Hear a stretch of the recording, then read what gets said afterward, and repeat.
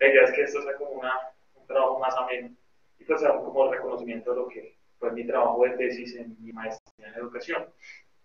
En este preciso momento yo soy magíster en educación de la Pontificia Universidad Javeriana y pues pertenezco a la Secretaría Distrital de Educación, ¿sí? En el Colegio Quiroga Alianza.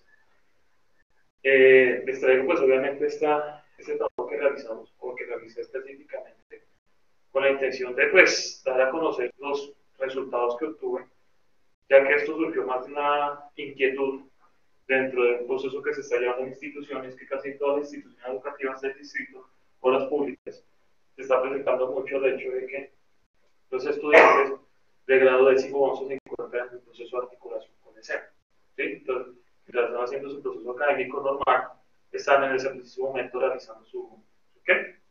Su articulado o su proceso de formación técnica, laboral con el SENA, o a realizando algún tipo de línea de profundización. Entonces surgió más por la inquietud que yo observé con los estudiantes que en ese proceso pues que presentaban cierta mejoría en sus procesos matemáticos en el aula, en el momento en que pues obviamente estaban en clase conmigo. Entonces de ahí que pues surgió esa inquietud y se empezó a construir este trabajo de grado de maestría. Bueno, partiendo de eso, pues antecedentes, el tema tiene que ver mucho con la parte de estrategias variacionales y especialmente con la parte de lo periódico o el concepto de lo periódico, pues realmente son muy claros. En este primer paso pues se hizo una caracterización de lo que era la socioepistemología del pensamiento y lenguaje variacional. Ahí está Ricardo Cantonal, que es uno de los que trabaja sobre el tema de lo que es la teoría socioepistemológica de la matemática educativa. ¿Sí? También se caracterizó todo lo que es la parte de lo socioepistemológico de lo periódico. Gabriela Buendía Ábalos, que es la autora de varios trabajos, en los cuales se trata de como caracterizar o de definir lo que es el concepto de lo periódico a partir de la teoría socioepistemológica de la matemática educativa. También se hizo una caracterización de cómo se concibe lo periódico en los referentes curriculares. Ustedes pueden leer ahí un poco. Al final, ¿qué observé o qué se definió de esta parte? Pues que lo periódico no está definido muy dentro de los lineamientos o los estándares de competencia, ni dentro de los derechos básicos de aprendizaje. Si lo periódico se menciona muy cercanos a una propiedad de las funciones trigonométricas, y para el nivel de media y para los niveles inferiores se menciona muy cercanos con conceptos como patrón en ese caso. Luego también se hizo una caracterización de cómo estamos con la enseñanza de lo periódico en el aula de clases. Entonces aquí partí o tomé 3 investigaciones que he realizado, o bueno, 3 trabajos realizados, donde podemos hablar de que pues, se trató de definir o de caracterizar lo periódico en el aula como tal. Tuvimos, bueno, tomé el primer trabajo que es de Gabriela Buendía, la periodicidad del sistema de una articulación a la luz de la socioepistemología.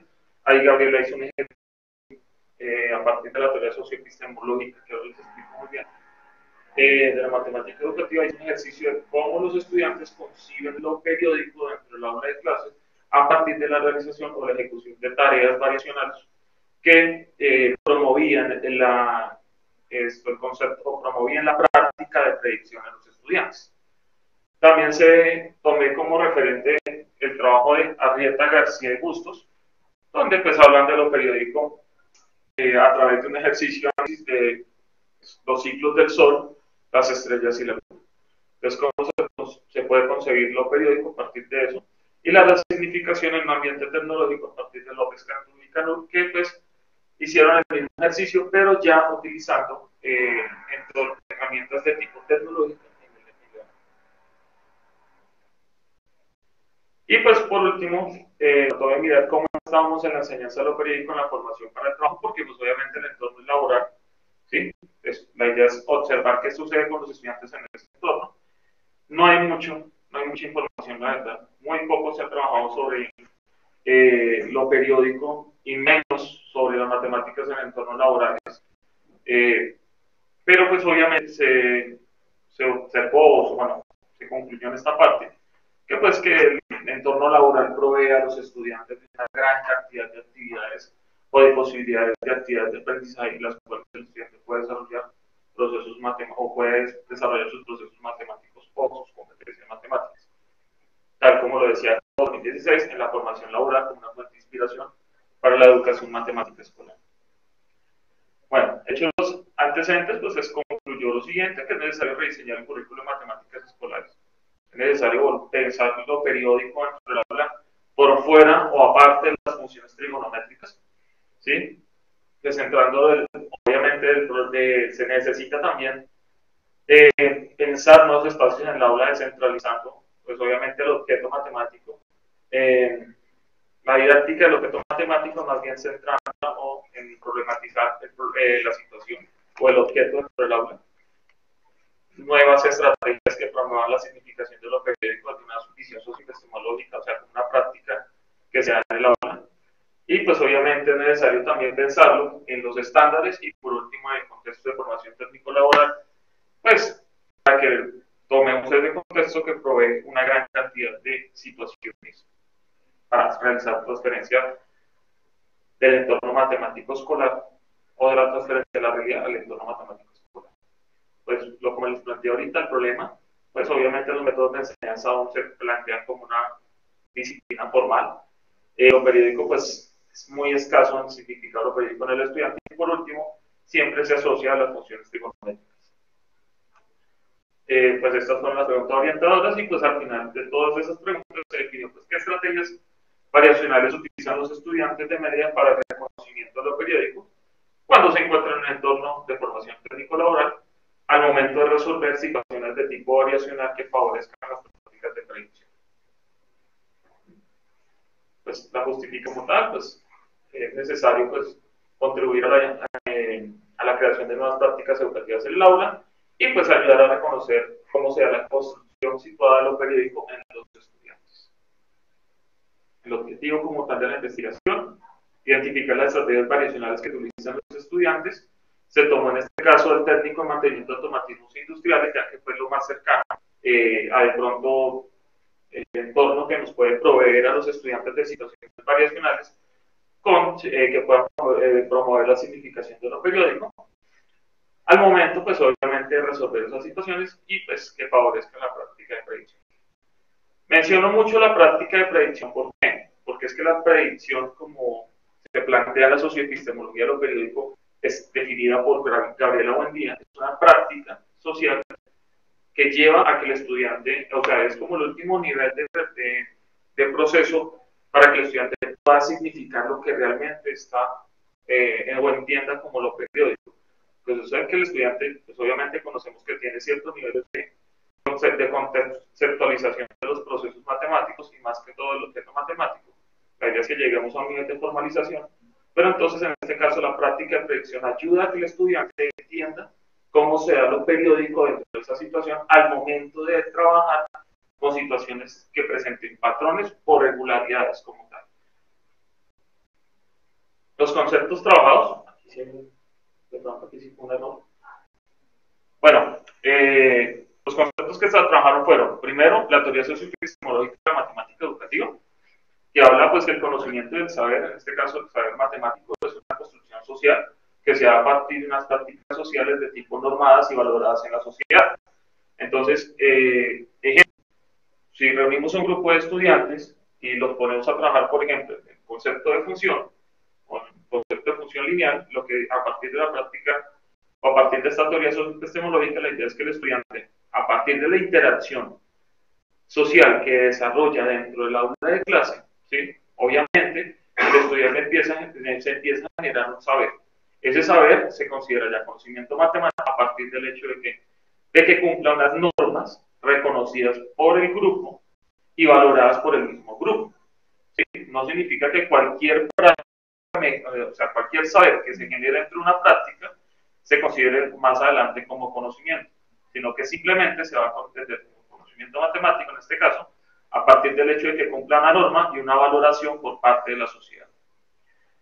También se trabajó con el pensamiento y lenguaje variacional, pues que el pensamiento y lenguaje variacional habla o trabaja o se enfoca hacia fenómenos de tipo que promuevan el cambio o la variación, ¿sí? Dentro de fenómenos de cambio y variación.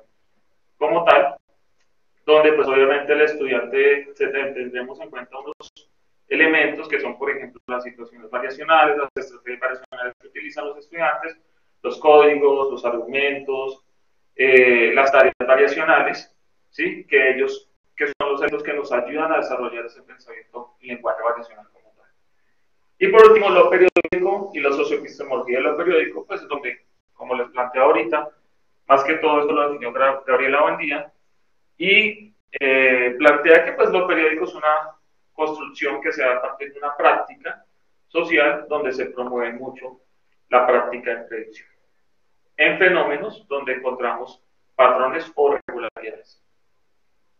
Bueno, la metodología que se utilizó pues simplemente fue una metodología que estructuró los componentes cuantitativo descriptivo y cualitativo descriptivo. Aquí podemos ver el proceso que se llegó. Primero, pues, diseño y aplicación de una prueba piloto. Se hicieron ajustes de la prueba, aplicación de una prueba escrita a los estudiantes. Pues se tabuló la información, ahí es donde ya podemos ver el componente cuantitativo.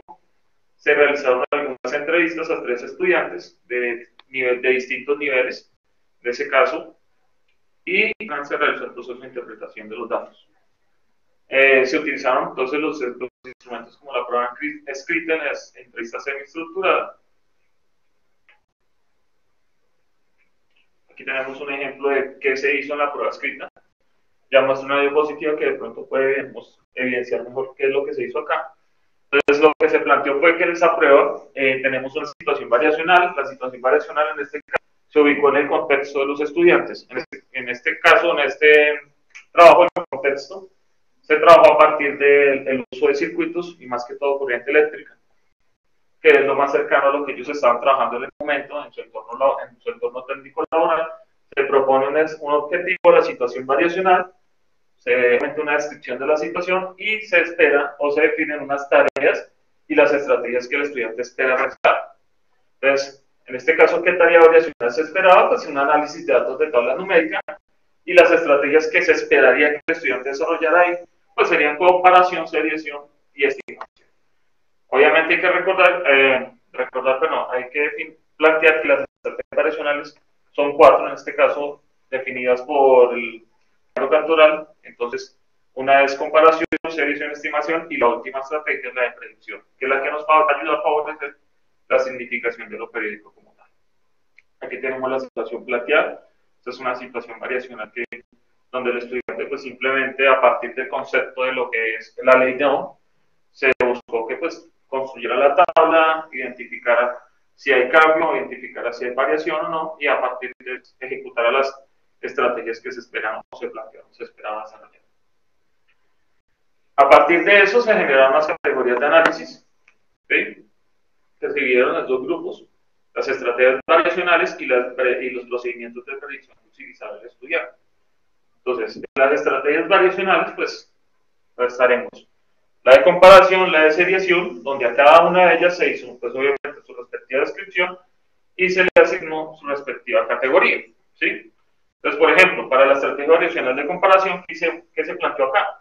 Pues reconoce a nivel local cambios de estado de variables previo y siguiente. O sea, ¿qué es lo que sucede? Estamos planteando que el estudiante, pues, compara estados. Entonces, analiza una situación anterior, mira la situación siguiente, y a partir de eso mira, observa si hay o no un cambio dentro de la situación. ¿Sí? Lo mismo, aumento o disminución. Por ejemplo, la desviación, unas establecidas que establece una unidad de referencia para identificar cambios en los estados de las variables. Este es fundamental porque el estudiante, cuando yo hablo de unidad de referencia, es ese elemento que el estudiante le permite distinguir el estado anterior y el estado siguiente para poder definir si hubo o no cambio. ¿Sí?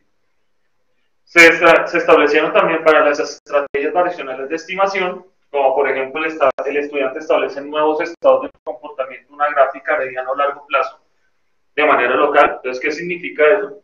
Que pues se planea la situación de una gráfica donde el estudiante analiza el comportamiento de la gráfica y a partir de eso se le dice, bueno, determine en un momento de la gráfica qué está sucediendo y plantee cómo esa gráfica se puede desarrollar más adelante, o sea, se prediga qué comportamiento va a tener la gráfica en el futuro, antes o hasta incluso en el mismo momento del análisis de la gráfica. Y también, pues obviamente, la estrategia de variación y predicción, donde, por ejemplo, se estableció una subcategoría que decía, por ejemplo, que establece nuevos estados para valores de las variables a corto plazo de manera global. Entonces, ¿qué significa? Que el estudiante, pues, a partir de lo que analizó en el momento de la gráfica o en el momento de los datos de la situación, pueda definir a futuro qué está sucediendo con ese comportamiento como tal. La unidad de referencia se tomó el concepto de unidad de referencia a partir de una investigación realizada por Caballero Pérez y Cantoral. Y también se utilizaron estas categorías para lo que es el procedimiento de predicción. Entonces, el procedimiento de predicción pues tiene un procedimiento analítico, un procedimiento aritmético y un procedimiento visual, donde a cada uno también estableció una subcategoría para poder ver el estudiante a partir de esto cómo empieza a significar o construir la periódica. Entonces, se realizó un análisis como tal de los resultados. Entonces, por ejemplo, en el caso del análisis cuantitativo, se tomaron las respuestas de los estudiantes, se analizó respuestas correctas e incorrectas, se miró obviamente los porcentajes correspondientes de estudiantes y cómo se iban ubicando de acuerdo a qué, de acuerdo a la tarea que iban realizando. Entonces, por ejemplo, aquí tabla completa y correcta, tabla completa e incorrecta, y a partir de eso se hizo una caracterización del grupo. Luego, se aplicó, pues, se analizó también a partir de las subcategorías de las estrategias tradicionales que vimos anteriormente. Entonces, la frecuencia de uso de la estrategia y el porcentaje de esa frecuencia de uso para analizar qué estrategias son las que más utilizan los estudiantes al momento de enfrentarse a una situación de tipo variacional. Y por último, ya se hicieron las respectivas entrevistas con los estudiantes. Bueno, se hizo también un análisis de las respuestas escritas de los estudiantes para poder categorizar, bueno, qué estrategias iban utilizando. Y ya después se hicieron las entrevistas a los estudiantes a partir de lo que ellos respondieron en los escritos y se hizo una comparación de las mismas a partir de la subcategoría que se utilizaba en cada estrategia variacional o que se definió para cada estrategia variacional. Conclusiones. Pues primero, la estrategia variacional de comparación es la más frecuente al momento de analizar una situación variacional. El estudiante lo primero que hace es comparar, ¿sí? Identifica cambio a partir de esa comparación. Los estudiantes establecen una unidad de referencia para el reconocimiento de cambio de las variables. Entonces, siempre que se pone un ejercicio de tipo variacional o una situación de tipo variacional, el estudiante busca identificar siempre una unidad de referencia que le ayude a reconocer el cambio o la variación que se presentó en la situación. Los estudiantes establecen covariación entre variables a partir del establecimiento de una unidad de referencia. Entonces, como lo planteé anteriormente, sin esa unidad de referencia, el estudiante no puede establecer el cambio y más covariación entre dos variables. Los estudiantes logran realizar predicciones de comportamiento de una gráfica o valores a partir del establecimiento de esa unidad de referencia. El establecimiento de una unidad de referencia al estudiante acerca la relación formal de lo que es el concepto de periodicidad. Nosotros, pues, cada uno de nosotros conoce este establecimiento, esta relación de f de x más p igual a f de x, que es como se define casi que formalmente lo que es periodicidad en una función y más en las funciones trigonométricas. No establece una expresión analítica inmediatamente, no establece una expresión analítica que le permita ejercer la práctica de predicción. O sea, el estudiante solamente se queda en lo concreto, no pasa a lo formal. La unidad de referencia se puede establecer como unidad de análisis para el estudio de lo periódico en una situación variacional. ¿Qué es este concepto o qué es esto de unidad de análisis? Usted sabe que para Gabriela Buendía plantea que la existencia de una unidad de análisis permite al estudiante realizar la práctica de predicción. En este caso, ella define una unidad de análisis como ese objeto que el estudiante utiliza para reconocer los patrones o los cambios o las regularidades dentro de la relación variacional. Entonces, cuando nosotros establecemos, por ejemplo, digamos en una tabla o en una seriación, nosotros ponemos un cambio, un ejercicio de cambio o de variación. Al momento que el estudiante reconoce esa unidad de referencia, si ese cambio que nosotros hemos establecido en la situación también presenta un patrón o regularidad, el estudiante inmediatamente lo asocia como la unidad de análisis que Gabriela Buendía establece para que el estudiante logre significar lo periódico dentro de la situación. Y por último, el contexto en el cual se plantean las situaciones variacionales, no aseguraba la transferencia de la matematización analítica.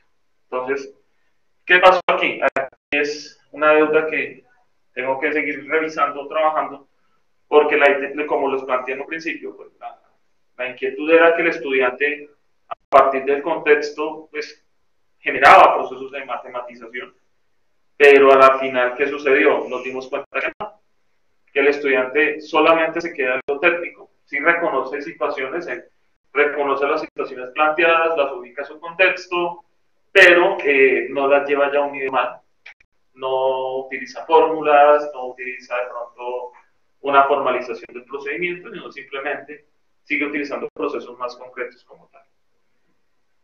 Y este es el trabajo que les tengo que presentar. Muchas gracias.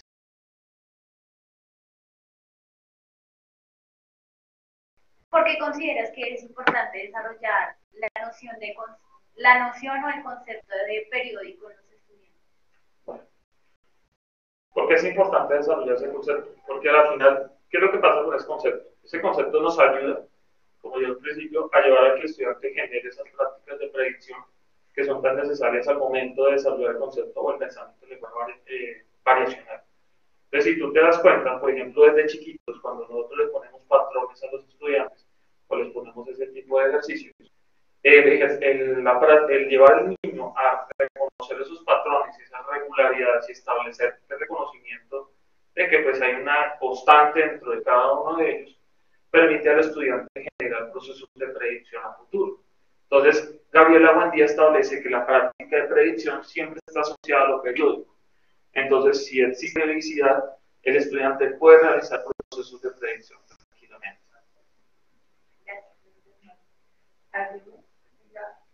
Una pregunta.